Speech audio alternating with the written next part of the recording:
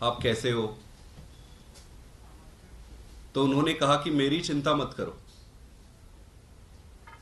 मेरी चिंता मत करो, मैं संघर्ष के लिए तैयार हूं। ये बताओ कि जनता कैसी है, ये बताओ कि जनता क्या कह रही है, ये बताओ कि बिजली जो फ्री मिलती थी क्या अभी भी फ्री मिल रही है, कुछ रुका तो नहीं है इस पे, कहीं पावर कट तो नहीं लग रहा। ये बताओ कि इस जो स्कूल थे क्या वो सही तरीके से चल रहे हैं, क्या वहां पढ़ाई हो रही है।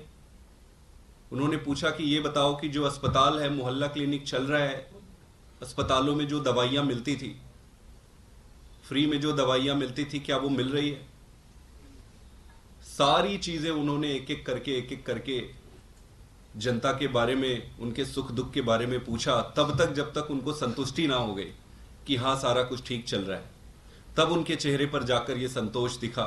हम बार बार ये पूछते रहे कि सर आप कैसे हैं, आप कैसे हैं। वो बार बार यही कहते थे, यार मेरी चिंता छोड़ो ना। और उनके मन में कई सारे प्रश्न थे दिल्ली की जनता को लेकर। वो सारा कुछ उन्होंने पूछा, हमने बताया कि सारा कुछ ठीक चल रहा है। उन्होंने दो तीन बातें मुझे कही। उन्होंने ये कहा कि अगले हफ्ते से दो दो मंत्रियों को वो जेल में बुलाएंगे और वहां पर उन मंत्रियों के विभागों का रिव्यू करेंगे कि काम कैसा चल रहा है और गाइडलाइंस और डायरेक्शन देंगे। तो अगले हफ्ते से ये शुरू होगा। इसके साथ साथ उन्होंने मुझे ये भी कहा कि सभी एमएलएस को ये मैसेज पहुंचा दिया जाए कि वो जनता के पास जाकर, अपने एरिया में एक एक घर में जाकर जनता से बातचीत करें, उनकी जो भी तकलीफें, जो भी दुविधा हो रही है उस सबको दूर करें, उसको 24 घंटा जनता के बीच पे रहे।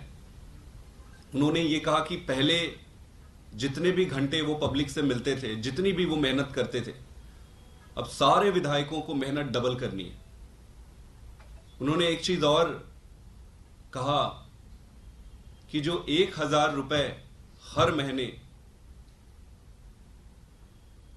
हमारी माताएं, बहनें, जो महिलाएं हैं, उनको हर महीने सम्मान राशि के रूप में देने की जो बात कही, जो बजट पास भी हो गया है, उन्होंने कहा है कि किसी को चिंता करने की जरूरत नहीं है, वो बाहर आएंगे और बाहर आते ही इसको लागू करेंगे।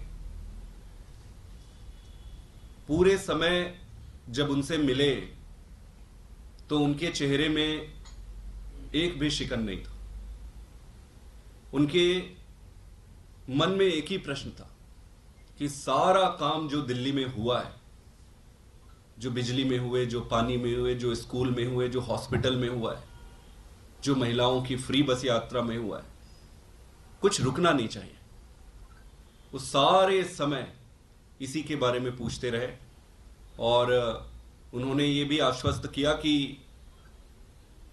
वो पूरी तरीके से जनता के बारे में, वहां पर कहीं पर भी रहे, वो जनता के बारे में, उनका पूरा जीवन संघर्षमय रहा है और आगे भी संघर्ष करते रहेंगे। Thank you. अगर कोई क्वेश्चन है। कुछ पार्टी को लेकर भी बातचीत थी, जैसा मान साहब ने कहा कि उन्होंने कहा कि आपकी जैसे संगठन का काम आप देख रहे हैं, भगवंत मान कैंपेन करेंगे, ये सारी कुछ बातें हुई कि चुनाव को लेकर ड्यूटी किसकी कैसे रहेगी।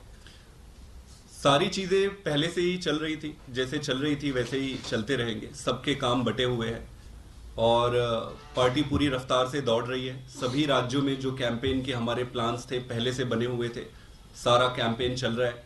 मैं तो कहूँगा बल्कि सारे लोग और ज़्यादा मोटिवेटेड हो गए। 10 घंटा काम करने वाला 15 घंटा काम कर रहा है, 15 घंटा करने वाला 18 घंटा काम कर रहा है। तो रफ्तार बढ़ी हुई है। पहले